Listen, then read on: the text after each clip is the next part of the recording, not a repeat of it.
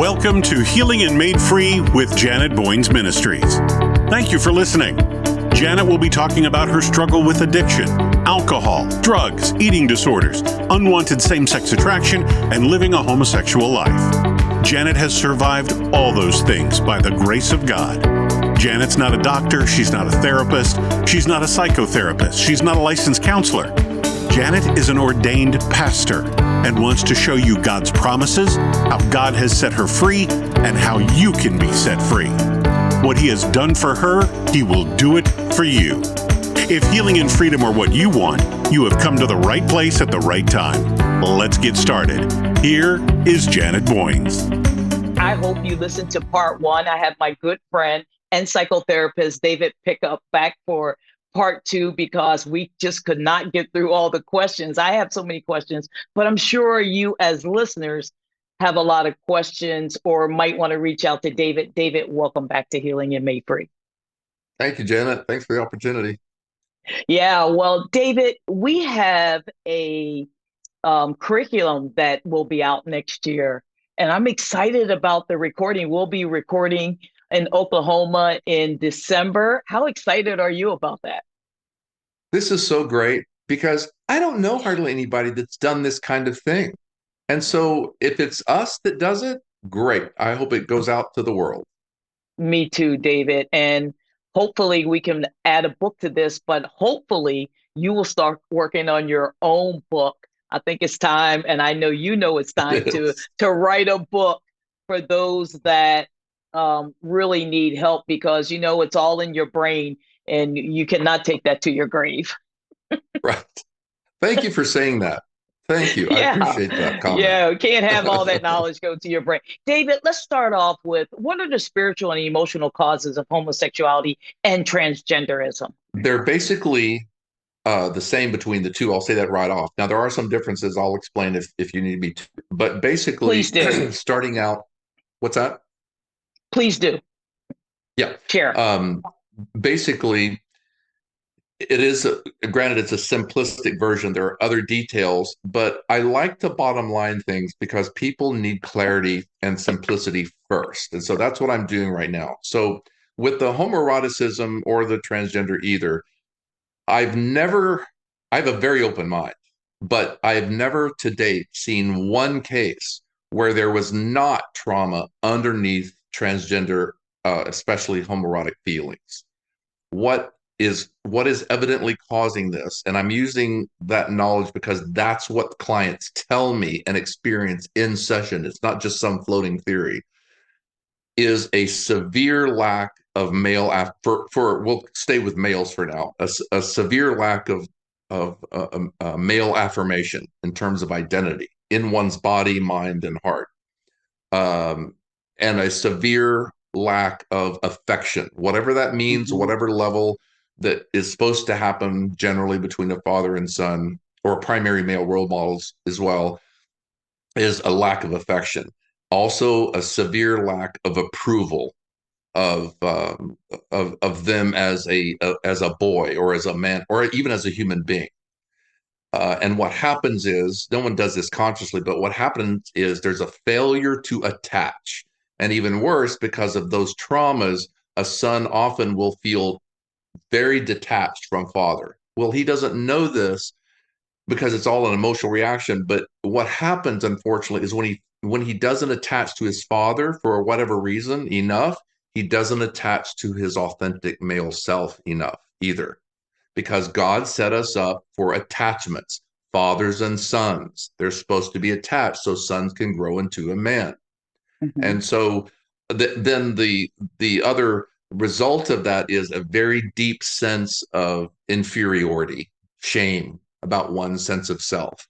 I've never seen some major degree, some it's more than others, but I've never seen those issues not happen underneath all homoeroticism and even transgenderism. Okay, so in terms of spirituality, spiritually speaking, even if we make a mistake and don't realize we're doing it, we're not following God's plan, because God's plan is for fathers to raise their sons. Mothers involved too. I've even talked about those issues, but that can be a problem as well. Sometimes, usually, many times actually, the son doesn't attach to father, but he does attach and becomes enmeshed with the feminine role model, and that is mom. And frequently that's because their marriage problems help that along. And so it's all kind of a cauldron of things that don't really connect well.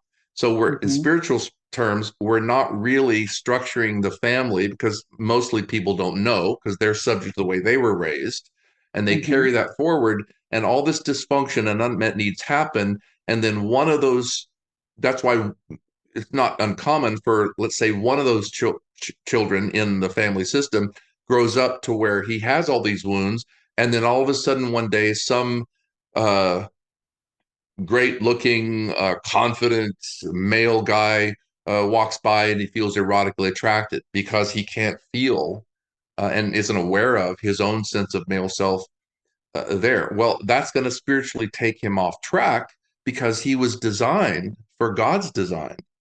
And then if he progresses on, that is not instructed or shown, affected, whatever you want to call it, by the truth, then he'll have much more confidence in, we frequently find this in the gay perspective. He might become even, like, the nth degree to that is becoming a gay activist, and he'll swear up Mm-hmm. and down, because he truly believes it, that he's born that way. Mm-hmm. So it takes them completely away in a lot of cases from the plan, the spiritual plan that God has structured for us in terms of fathers, sons, uh, families, and children. I think you'll agree with me that God's design is under attack. you Oh yeah. know, and especially when it talks about in Jeremiah 1:5, I ordained you in the womb before I even knew you, that God started out with a blank canvas. And we didn't make a decision, you and I, to choose male or female. God chose that for us. And so when somebody says, oh, he made a mistake, I'm in the wrong body, what you're saying is God's a liar, and that God did not ordain them from the beginning of time to be the gender that he has called them to be. And we know there's only two genders, male or female. That's right. You got it. Yeah. And so, David, you mentioned, a son, father as well needs approval. They need to be affirmed. They need to get affection. And a lot of times when father isn't around, mom will compensate and go the extra mile. And son winds up hanging out with grandmom and auntie and cousin Teresa and dad on a regular basis, and starts picking up a lot of their mannerism because dad's not around, or dad said, I'm gonna pick you up, and he doesn't show up. Right. And I've heard this from men that were raised in a homosexual or raised with two women. They would say, well, I was raised by, two women, two lesbians, and I'm not gay. Hmm. What would you say to that? Another interesting Because we question. do we do believe that men should, and they learn from a father. But this guy had two mommies, and he's like, see, I'm perfect. I'm fine. Is he really? Hmm. Yeah, I don't think so. I think he's going to maybe have issues that happen to him that maybe in other areas. Because let's face it, when you get off of God, something is going to happen. When you subvert God's design of male and female, mother and father design, something's got to give somewhere.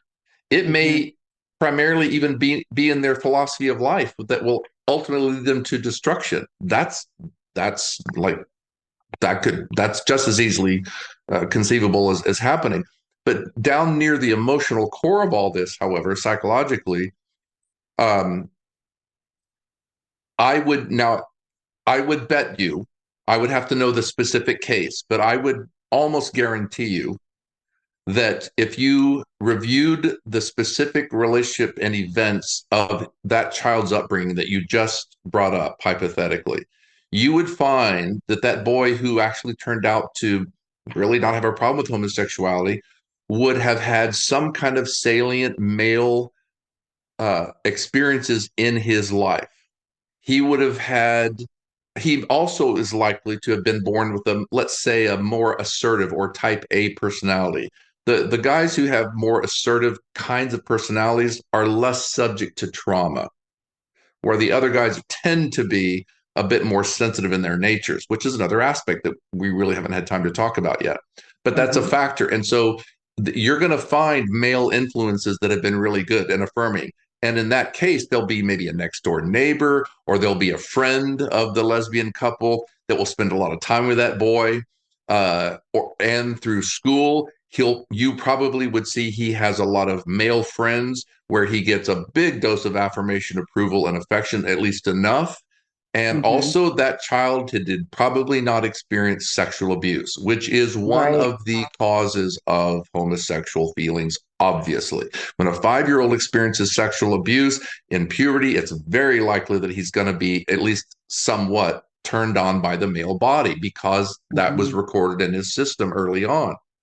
Right. So that's what I think about that situation. But I'll tell you this as well. I think it's bear noticing, especially when you add social media and the world's influences to all this kind of child that you're describing, who is now, let's say, an adult. I do think his because he's open to the concept of homosexuality. You may be surprised that he may feel some attractions just because, hey, whatever works, works. And he might be Mm-hmm. so open to the world that he may be surprised at who he's attracted to, at least a little bit in the future.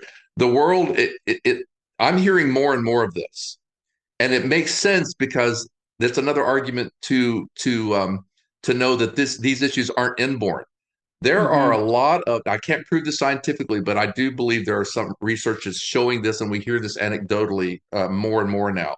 There are a lot of, quote, straight men who are having more and more sexual experiences with the same sex. And that's due primarily to, oh, well, it's all okay. And so it's the Mm-hmm. experimental phase.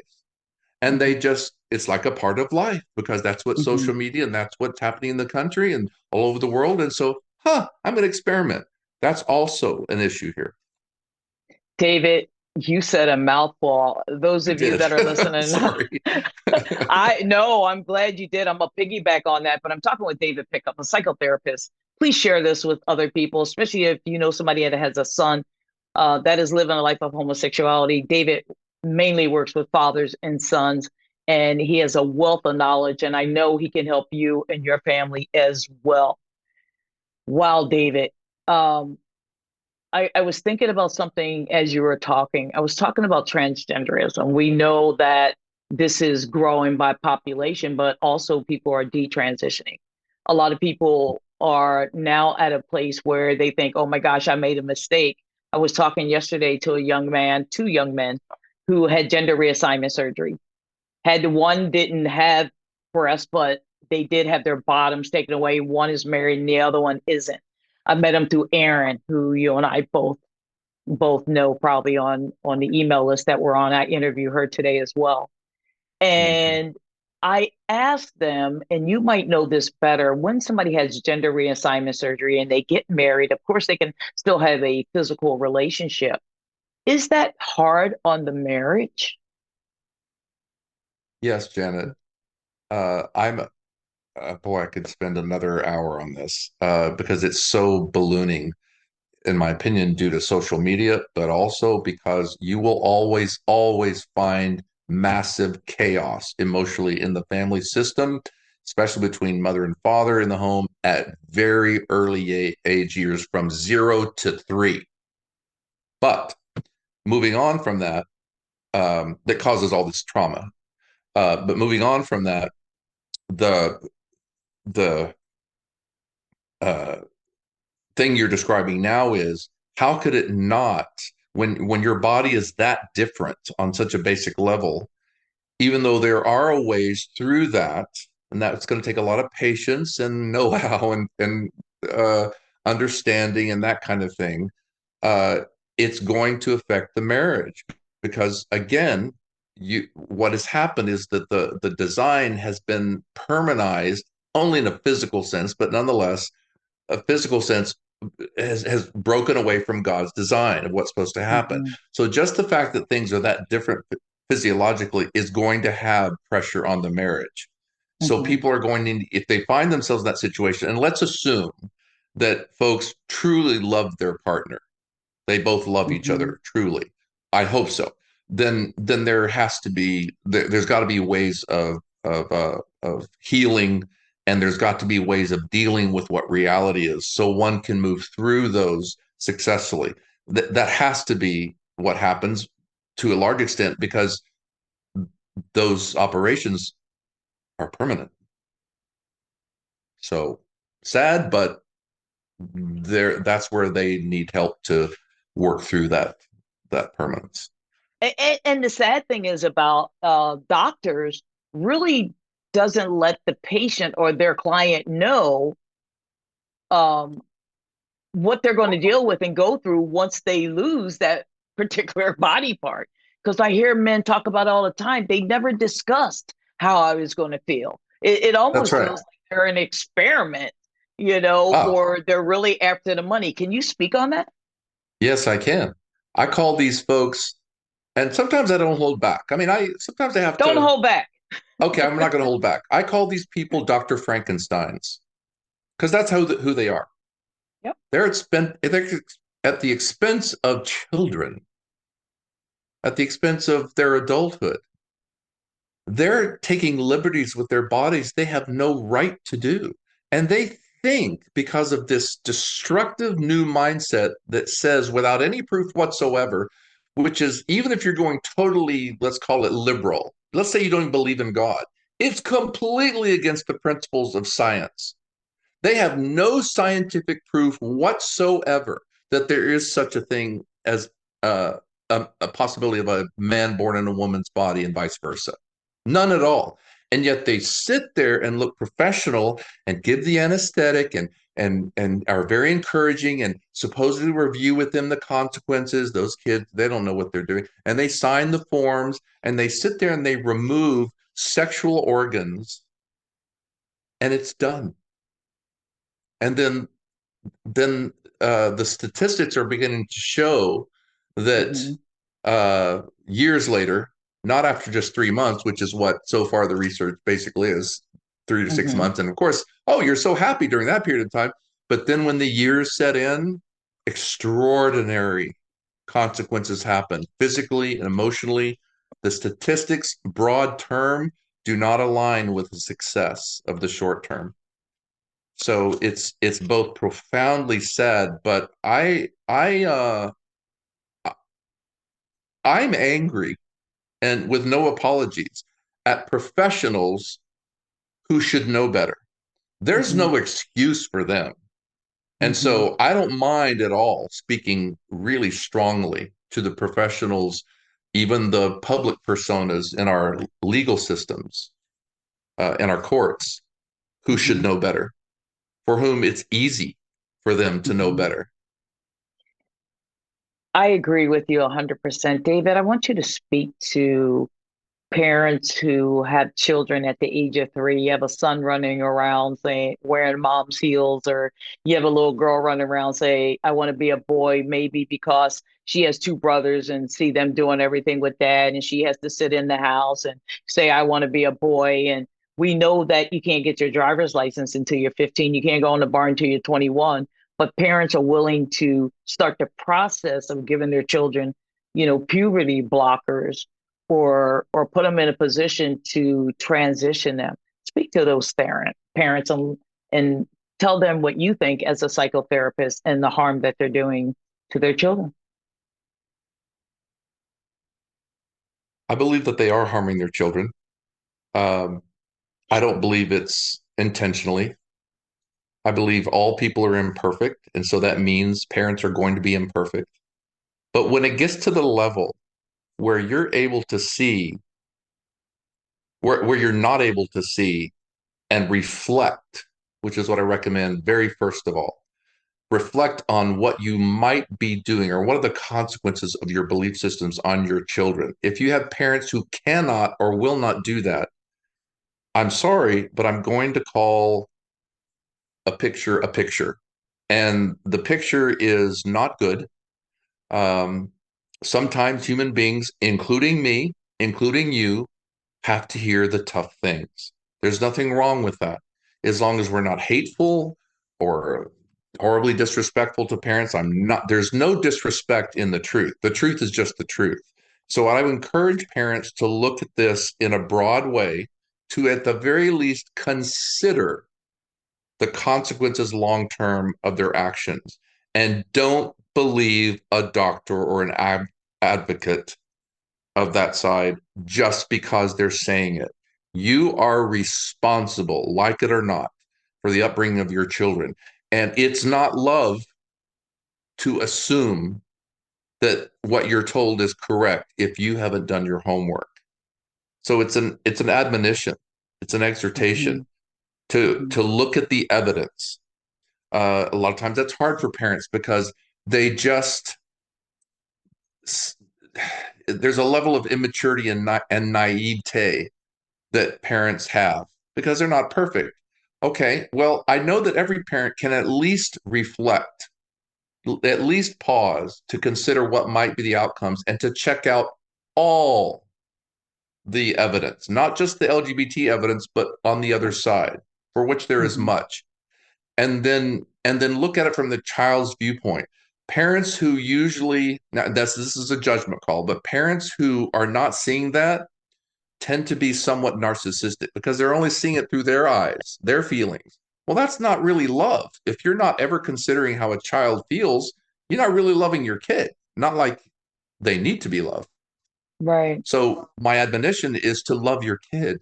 And if you do, you will consider their long-term effects of the treatment and where the evidence is and how they feel about it.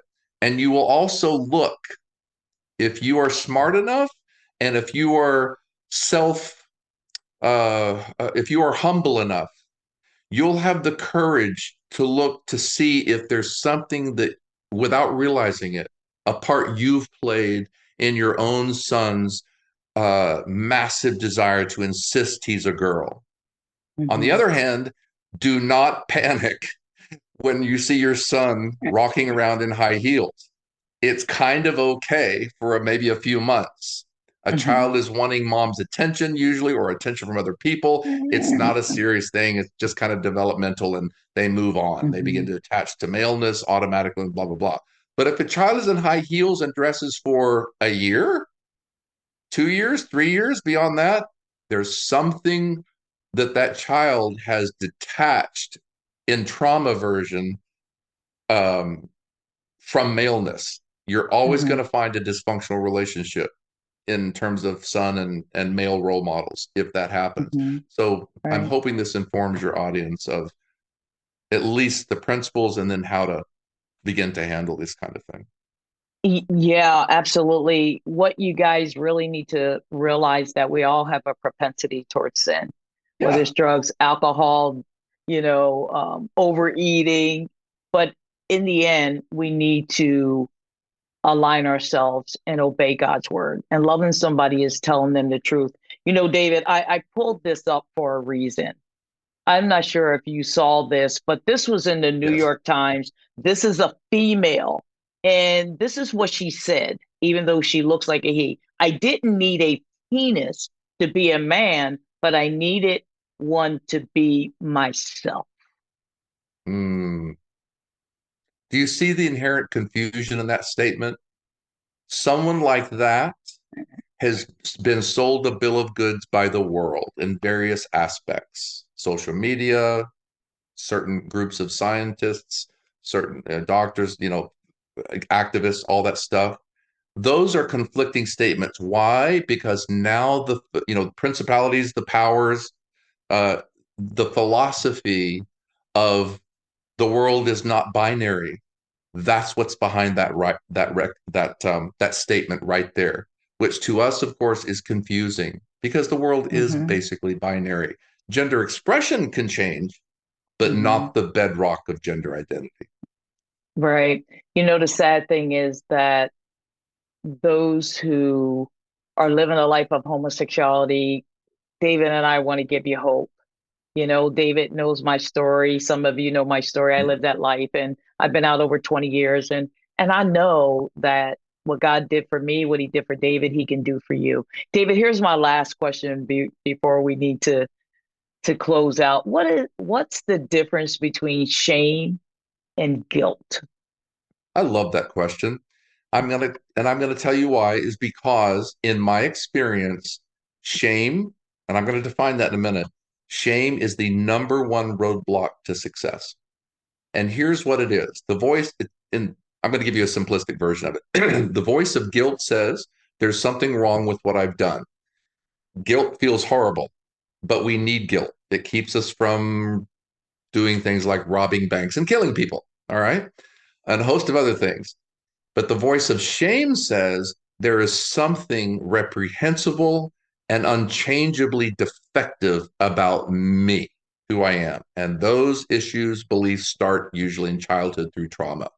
Mm-hmm. That is a crushing blow to one's identity. Even people of faith end up, because they're not clear on the difference between guilt and shame, end up shaming themselves with that kind of shame I just defined in order to be righteous. And you know what? It doesn't work. Christ never shamed anybody into righteousness. The only people, as far as I'm aware, the only people he really shamed were the people who were already so far gone, the Pharisees. And you'll find some extreme words and actions that he said to Pharisees who were just evil. All right. But that is if you understand the difference, you'll be able to believe that one, if they do the will of God, will and follow his design for getting to be his child, will be rid of that guilt. And that means you don't take on shame anymore. And the possibility are obvious. Freedom. Shame, for instance, here's a specific case. Almost always a young man will walk into the office and he feels shame just because he's tempted. He feels defective just because he has feelings. Well, there's no biblical reference for shame or guilt for just being tempted. Now, do we need to be careful with temptations? Oh, of course. But you haven't crossed the line or you shouldn't feel so bad about yourself just because you have these feelings. That will hurt you. That will send you in exactly the wrong direction, which is where the power of darkness wants you to go. You'll become discouraged and then wonder why you keep going down these roads and endless turning into circles, and instead of real change and growth that happens. As I often say, the way through that is understanding and compassion. Well, you can't do this work without compassion. It's just, you can't do it. David, this has been a remarkable second part of our interview. Those of you who have listened, if you're only hearing the second part, please go back and listen to the first part because it is just as good as the second part. David is a friend. He's a colleague. He is a psychotherapist and will have his doctorate. By the next time you probably talk with him, you'll be calling him Dr. Pickup as well as I will. David, will you please share with my audience how to reach you if they want to reach out to you? Sure. And thank you for doing that. I appreciate it. My website is probably the best way because you get more a chance to explain some details when you contact me. So you can email me through the website, which is davidpickuplmft.com. It's David Pickup, just like it sounds. Then the letters L as in Larry, M as in Mary, F as in Frank, T as in Tom.com. davidpickuplmft.com. Just go to the email page and I'll answer your email within 24 hours. I'll make sure that we have that down at the bottom of the screen. David, thanks again. I know you're about to fly out. Love you so much and look forward to getting together with you soon. Thank you, Janet. You as well. Thank you for listening to Healing and Made Free with Janet Boynes. Acts 10:34 says, God is no respecter of persons. God doesn't play favorites, which means what he has done for Janet, what he has done for guests on this show, he will do for you too. If you are struggling with anything, do not hesitate to reach out to Janet Boynes Ministries. They will do their best to help you any way they can. Go to the website, janetboynesministries.com. Janet loves you, and most importantly, God loves you. Have a blessed day.